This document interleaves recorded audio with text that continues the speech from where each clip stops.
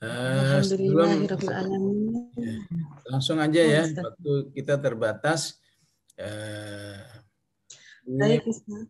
ya, ya ini ada pertanyaan dari jamaah, jamaah majelis ini yang sudah ditanyakan dari Rabu yang lalu.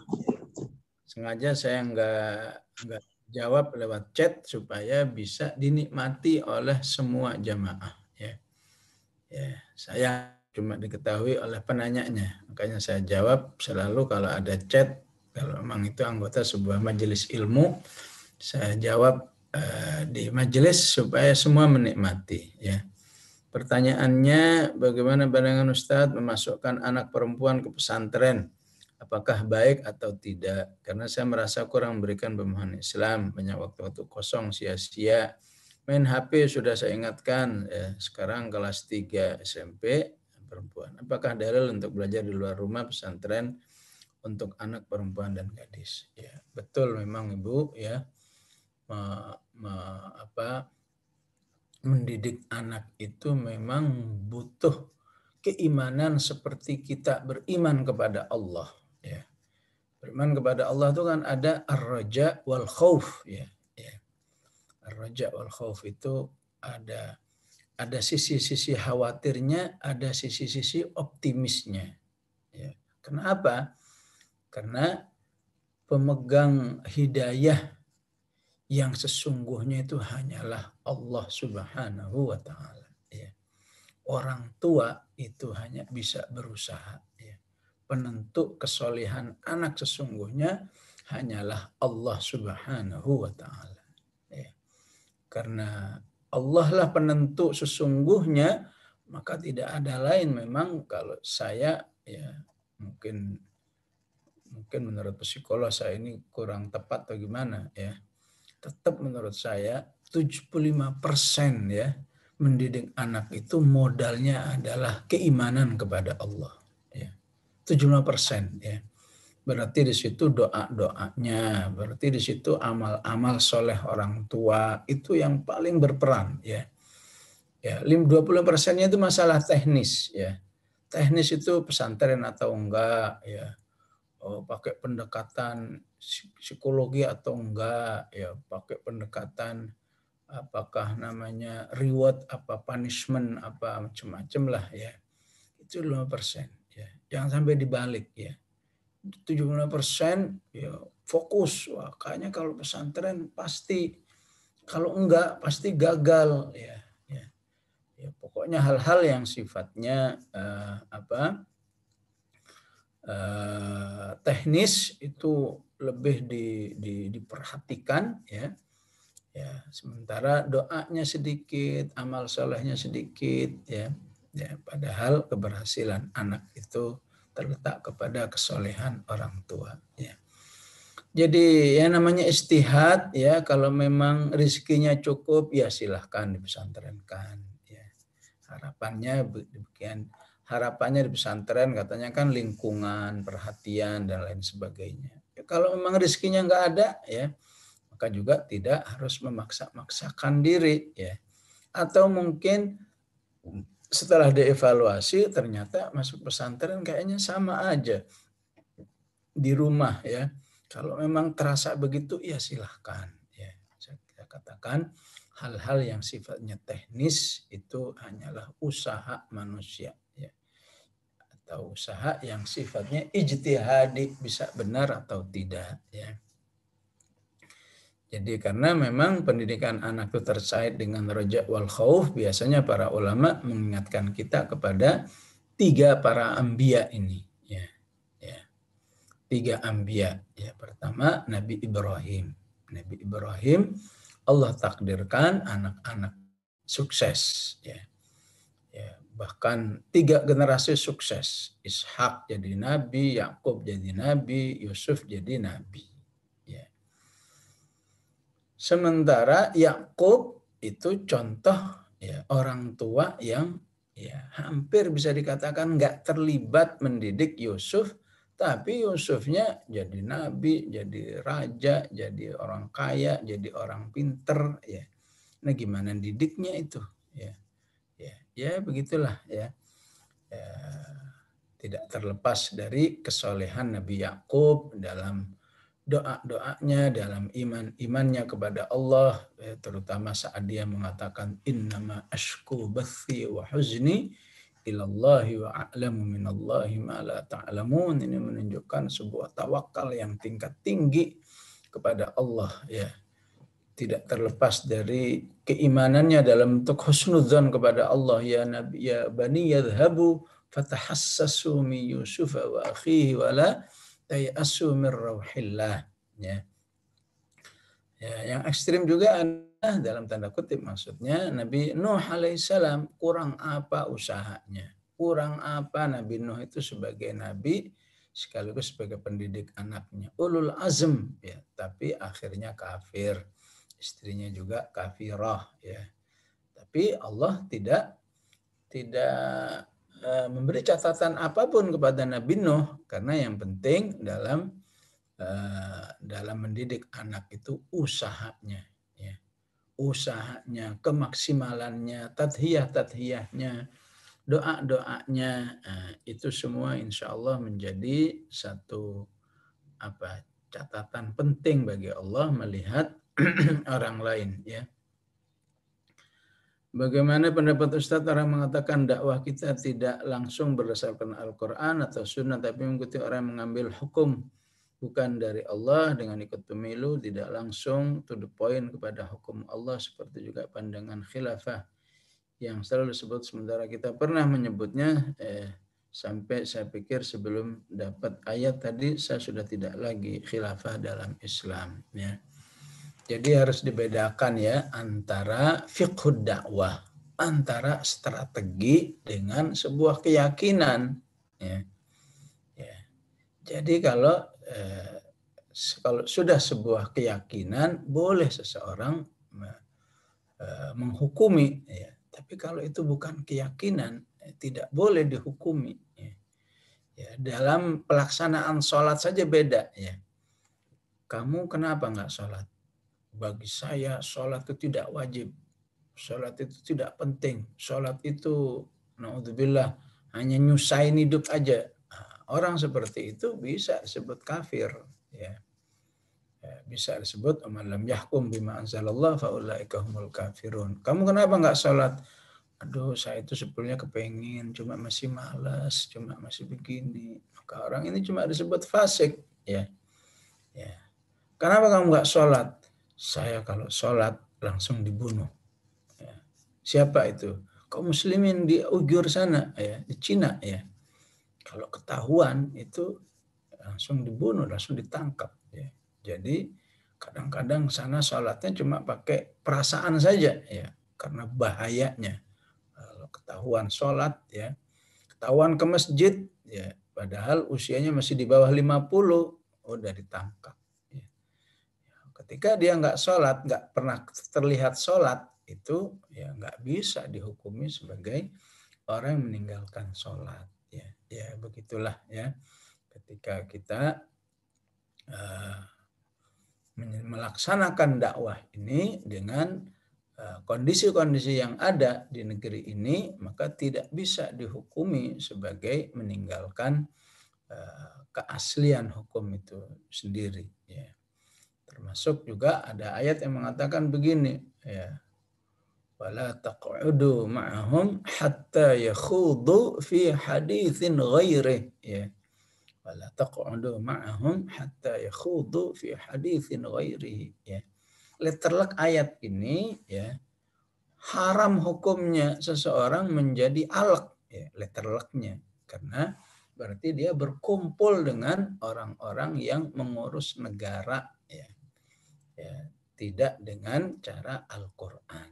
Ya, kan ayatnya, dan janganlah kamu duduk mengurus negara bersama orang-orang yang tidak mengurus negara sesuai dengan ayat-ayat Al-Quran. Ya.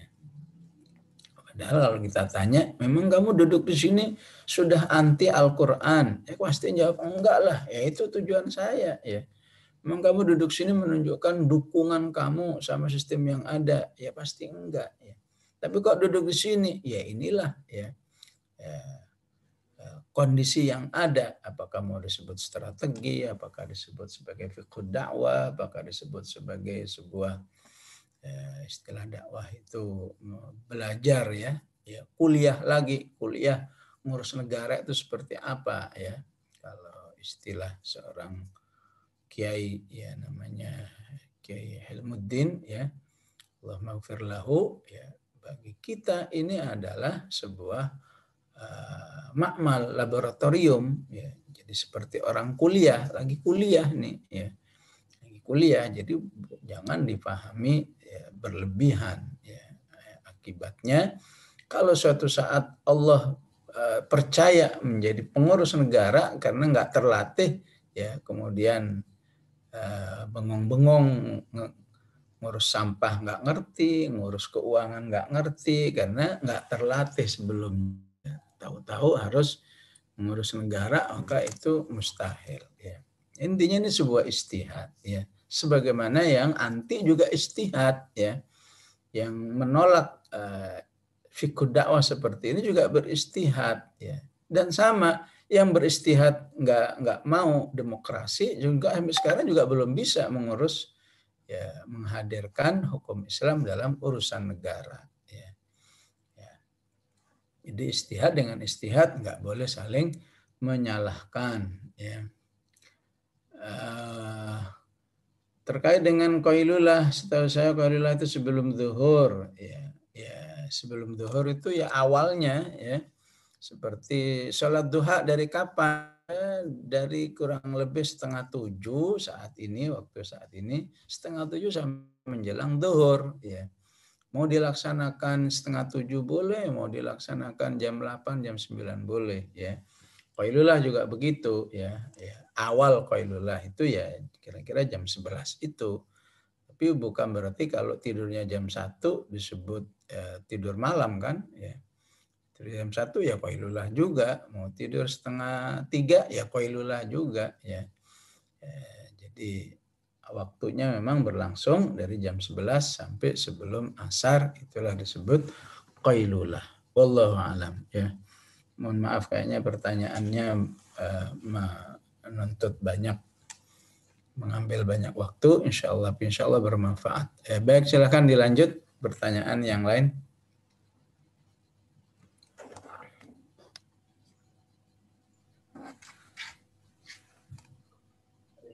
Ya Ustaz, Mbak Rana.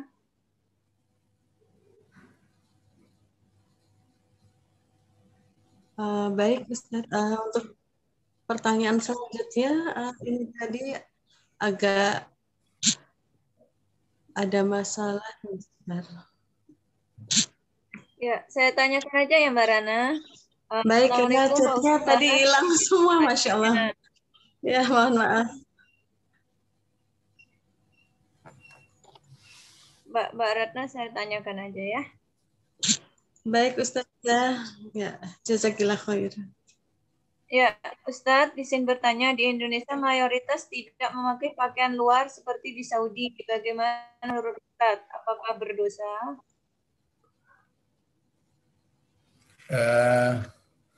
Ya tidak berdosa ya, karena tadi Pak selama syarat-syaratnya ya, syaratnya sudah terpenuhi ya. Syarat-syarat pakaian kan pertama tidak menerawang ya, kedua tidak membentuk ya, ketiga tidak menimbulkan warna-warna yang misalnya yang menarik perhatian ya, corak-corak yang menimbulkan perhatian ya, maka insya Allah sudah sesuai dengan syarat ya. Saya katakan tadi thiyab itu adalah upaya tambahan bagi seorang wanita muslimah itu untuk betul-betul menutup auratnya ya, mungkin dalam bahasa yang lain sampai seakan-akan ya apa menariknya gitu kalau wanita sudah seperti itu. Tapi dalam Islam justru itu yang terbaik. Semakin kamu tidak memancing perhatian lawan jenis, itu menjadi penampilanmu menjadi lebih baik ya. Bahkan ketika berada di rumah itulah yang lebih baik lagi. Waqarna fi buyutikunna wala tabarrajna. Jadi hendaklah wanita itu berada di rumah, tujuannya apa? Agar tidak memancing perhatian. Ya, sehingga ketika dia keluar maka diharuskan juga untuk tetap walaupun keluar tidak memancing perhatian orang lain. Ya. Apakah termasuk menggunakan parfum? Ya, itu kan beda wanita yang menggunakan parfum dan enggak parfum. Ya. Tentu bukan juga ya dilarang menggunakan parfum berarti tampil dalam kondisi yang enggak sedap juga ya. Bau enggak sedap ya. Maka ya, segala penampilan yang membuat dirinya bagus ya dan tidak menimbulkan perhatian tetap dianjurkan ya. Bukan berarti wanita itu nggak boleh pakai sabun, nggak boleh pakai misalnya deodoran dan lain sebagainya, ya tetap dianjurkan, itu nggak ada kaitannya dengan parfum. Allahu a'lam. Ya, bagaimana Ustadz jika waktu menopusnya lebih awal? Seperti 42 tahun atau 50 tahun sudah tidak haid. Apakah ayat itu berlaku, Ustadz?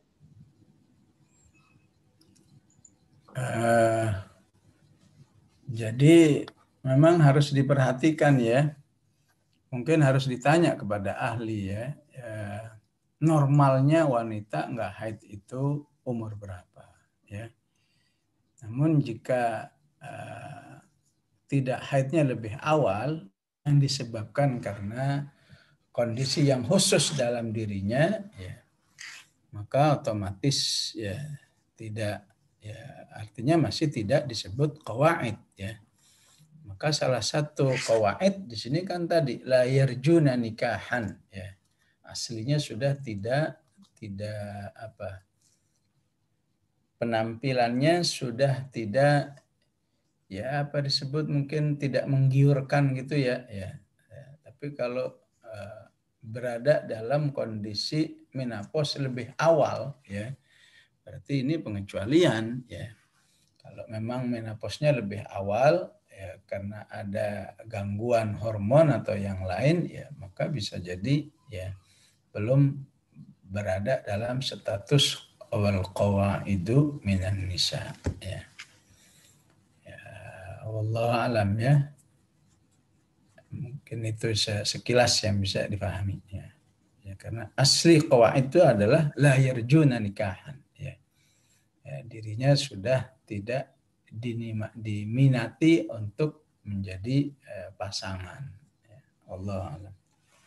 Ya. Selanjutnya izin bertanya mengenai ayat 61. Bagaimana jika kita sedang mengunjungi rumah saudara yang kita tahu karakternya agak kaku dan cepat tersinggung, sehingga dikhawatirkan kalau kita makan sesuatu di rumahnya tanpa izinnya bisa menyinggung perasaan. Ya. Ya, secara umum la darara wa la dirar ya. Kalau sudah jelas nanti gara-gara makanan jadi masalah ya tentu otomatis beradaptasi. Ya. Tapi lain halnya kalau memang ya kita punya niat yang lain ya justru ini saya sengajain lah ini orangnya karakternya begini nih kalau diambil makanannya jadi bawel nih ya sengaja aja dinikmati makanan yang ada ya nanti kalau dia protes ya maka ada celah bagi kita untuk mensosialisasikan ayat tadi ya apakah bibi apakah paman mohon maaf nih bukannya saya ini mau menggurui mau lancang misalnya ya jadi kesempatan dakwah ya mohon maaf dalam Islam itu ya apalagi bisa disebut silahkan buka surat An-Nur ayat 61 ya makanan ini lambang keakraban dalam keluarga ya maaf nih, saya sebetulnya nggak kepengen sebetulnya makan apa saja ya, apalagi kalau dia memang orang mampu ya. Ya bagi saya kalau cuma ongol-ongol mah udah sering ya, ya. Ya sebetulnya saya nggak suka-suka banget nih katanya ya. Tapi tujuan saya ini menikmati bukan karena saya doyan ya, tapi saya ingin melaksanakan perintah Allah bahwa keakraban dalam keluarga itu harus dibangun. Bukankah Allah mengatakan innallaha ya'muru bil adli wal ihsani wa ita'idzil qurba ya. Jadi bagi orang beriman ketika bersama kerabatnya nggak akrab, itu sebenarnya dirinya belum utuh melaksanakan perintah Allah ya, ya'muru bil adli ya. Jadi maaf ini bukannya saya ini doyan banget makanan ini, tapi bagi saya ini untuk membangun kekeluargaan ya. Bisa dijelaskan begitu ya. Kalau memang yakin ya, dirinya punya peluang untuk menjelaskan ya. Walaupun mungkin di balik penjelasan itu mungkin bisa salah paham ya, dan lain sebagainya, tapi ya lumayan lah jadi denger ya. Kalau suruh hadir di majelis ini belum tentu mau ya. Pagi tiap Rabu udah harus nongkrong depan HP, laptop belum tentu mau ya. Mumpung ada peluang nih ya, gara-gara makan jadi taujih ya. Kan lumayan ya, sudah ada dakwah ya. Mungkin kalau ujuk-ujuk datang jelasin nggak enak ya, tapi justru ada momen ya, gara-gara makanan ini jadi ya misalnya ya kita di rumah bibi misalnya ya kita bersama anak-anak ya goreng tempe ya, masih baru masih anget ya, 10 potong ya. Begitu bibinya mau makan habis ya. Memang adat dalam hal ini ya, adat Islami bagi orang Arab ya, makanan dihabisi oleh keluarga itu sebuah kehormatan ya. Wah, gara-gara ponakan-ponakan datang ini sampai nggak kebagian, wah itu bahagianya luar biasa ya. Ini cuma masalah adat sebetulnya ya. Jadi kalau ada keluarga kita ya siapa sih yang nggak suka tempe baru digoreng ya terbatas dihabisin ya. Jadi kalau kita kan kadang-kadang kesian yang lain nggak kedapetan ya, justru ngabisin itu karena suatu adat bisa jadi sebuah kebahagiaan tersendiri.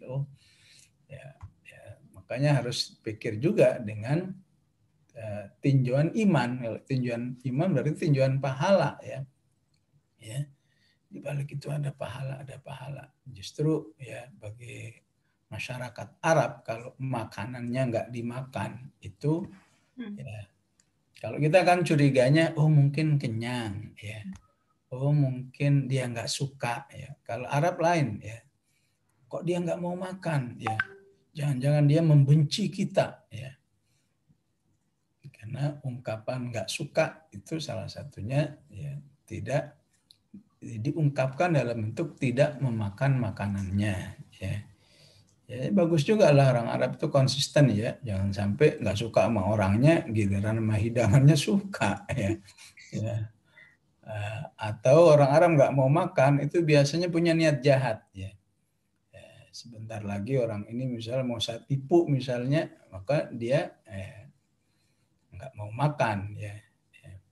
Jadi konsisten juga, udah mau nepu, masa makanan juga dia ambil ya. Makanya Nabi Ibrahim ketika dapat tamu malaikat nggak mau makan ya, kata Allah fa'aujasa minhum khifah ya. Nabi Ibrahim ketakutan, kok ada tamu nggak mau makan padahal makanannya istimewa. Faja'a bi'ajlin samin ya, faqarrabahu ilaihim, udah dipersilakan nggak makan juga. Qala ala ta'kulun, nggak mau makan juga. Fa'aujasa minhum khifah. Nabi Ibrahim langsung khawatir ya. Kalau kita ya lain penafsirannya, nggak suka, oh jangan-jangan kenyang, oh jangan-jangan mentang-mentang gorengan nggak suka ya. Mungkin kalau dibeliin dapur coklat ini doyan ini ya. Kalau kita tafsirannya begitu ya. Kurang enak. Tafsirannya alhamdulillah masih nyisa banyak ya. Betul. Ya baik, insya Allah gitu. Ya, ini yang terakhir, ini aja Ustaz, tanya sekedar komentar aja ini yang terakhir tentang ini ya, perzinahan yang sedarah ya sekarang, karena kebobrokan moral yang saat ini terjadi itu diawali percampuran ruangan saat tidur antara orang tua dan anak dan seterusnya ya, jadi kakak dengan adik. Jadi mungkin kajian ini ya sangat-sangat bermanfaat ya untuk memperbaiki ya dakwah bagi kita semua agar bisa menjadi solusinya gitu Ustadz ke depannya mungkin bagi kita gimana gitu. Ya, solusinya biasanya dalam kehidupan itu ya, ketika ada tuntutan ya, ketika ada tuntutan ada pemikiran sebuah solusi ya. Ya. Kenapa ada tuntutan? Karena ilmu, karena paham ya. Ya.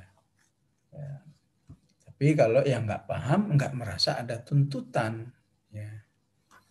Ya, ada satu pengalaman tersendiri ya di daerah-daerah padat di Jakarta ini ya. Bahkan di daerah Jakarta ini ada daerah terpadat se-Asia ya. Ya. Ada seorang yang tinggal bersama orang tuanya ya, rumah udah sempit ya. Di situ bisa tinggal 3 keluarga. Ya. Ya, suami istri, anak-anak semua ya. Sehingga kata wanita muslimah yang harus tinggal di tempat seperti itu ya. Jadi sampai hubungan suami istri antara mereka itu udah kayak makan gitu ya. Ya. Kapan mau dia tinggal ngerjain begitu aja ya. Maka wajar kalau bisa sampai terjadi ya penyimpangan moral ya. Kematangan yang lebih dini dalam urusan seksual dan lain sebagainya ya. Ya mungkin kalau bagi orang tua udah halal, tapi anak-anaknya masih remaja ya. Melihat orang tuanya bebas kapan saja begitu, ya, itu menimbulkan satu kejiwaan yang tidak baik. Ya. Tapi bagi wanita muslimah ini kita merasa begitu, dia udah langsung ya, berusaha mengeluarkan diri, ya dia keluar dari rumah yang seperti itu, ya dengan pendekatan yang baik tentunya, bukan maksudnya untuk minggat atau apa. Ketika dia paham bahwa ini tidak Islami bahkan tidak manusiawi dan lain sebagainya ya, maka dia pindah ya dia keluar dari rumah itu ya, dia ini karena paham kan, karena paham dia cari solusi. Jadi solusi dia cerita ke sana kemari ke teman-teman ngajinya, akhirnya dicarikan solusi, ketemu ya. Akhirnya dia tinggal di rumah salah seorang yang bisa menampungnya ya, dalam betul-betul kondisi yang terjaga. Dia sampai bisa mencari ilmu, akhirnya dia berhasil, akhirnya dia menikah. Ya, setelah menikah ya karena sudah terbentuk pola pikir bagaimana hidup yang baik, akhirnya dia bisa hidup baik ya. Ya, ini pentingnya pola pikirnya, mindsetnya ya.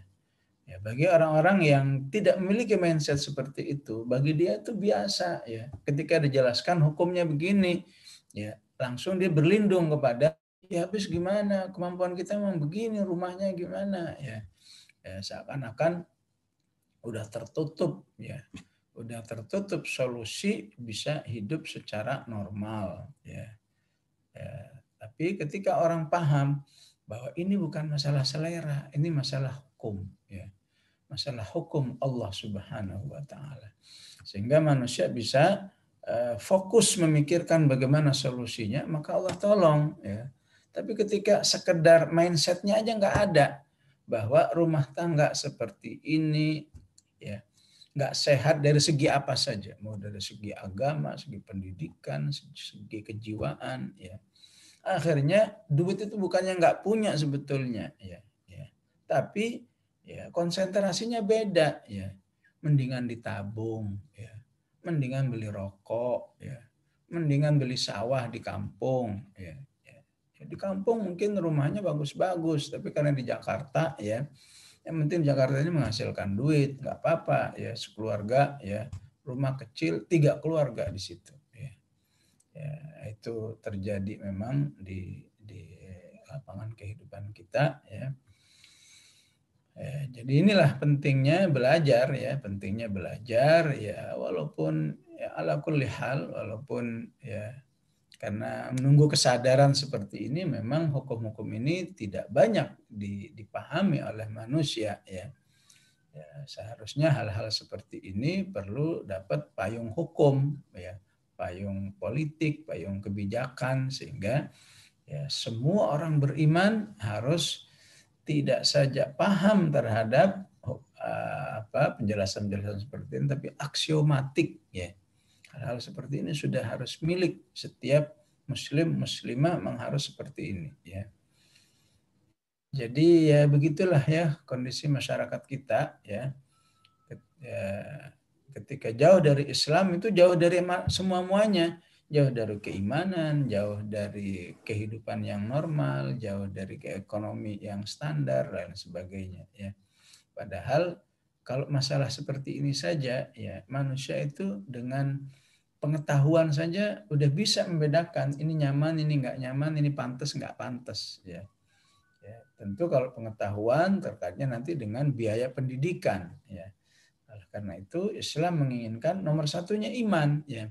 Kalau dengan iman maka siapapun, ya, mau kaya, mau miskin, mau hidup di kampung, mau hidup di kota, mau hidup di yang berperadaban, mau enggak, maka jadi paham mindset keluarga itu seperti apa, ya. Ya, karena itu Umar radhiyallahu an memang ada penegasan khusus, ya, Al-Maidah dan An-Nur ini jangan sampai enggak dipelajari oleh kaum muslimin, ya. Ya, walaupun sebetulnya semua juga harus dipelajari, tapi kalau mau ambil minimal, kalau mau diambil daripada tidak, ya, daripada semua tidak dipelajari, Al-Maidah, An-Nur harus dipelajari, ya. Dari An-Nur memang ada turunannya, ada An-Nisa, ada Al-Ahzab, ada At-Taghabun, ada At-Talaq, ada At-Tahrim, ya. Ya, baik begitu insyaallah, Allah a'lam.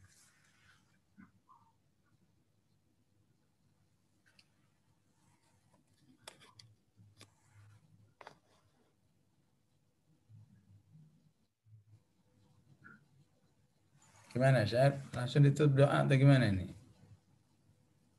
Ya, Ustadz.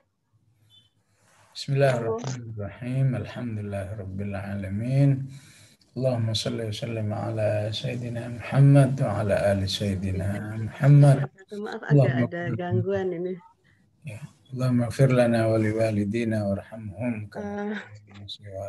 Alhamdulillah. Ustadz masih boleh ada pertanyaan sekali lagi atau sudah? Ya, sudah cukup insyaallah Ibu, ya. Assalamualaikum Ustaz. Sudah ditutup doa.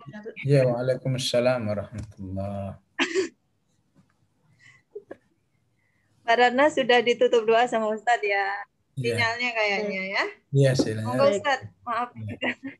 Baik, Allahumma aslih lana dinana alladhi huwa ismatu amrina wa aslih lana dunyana allati fiha ma'ashuna wa aslih lana akhiratana allati ilaiha ma'aduna waj'alil hayata ziyadatan lana fi kulli khair waj'alil mauta rahatan lana min kulli syarr rabbana la tuzigh qulubana ba'da idh hadaitana wa hab lana min ladunka rahmah innaka antal wahhab. Wassallallahu ala sayyidina Muhammad wa ala alihi wa sahbihi wasallam. Alhamdulillahi rabbil alamin. Assalamualaikum warahmatullahi wabarakatuh. Waalaikumsalam warahmatullahi wabarakatuh.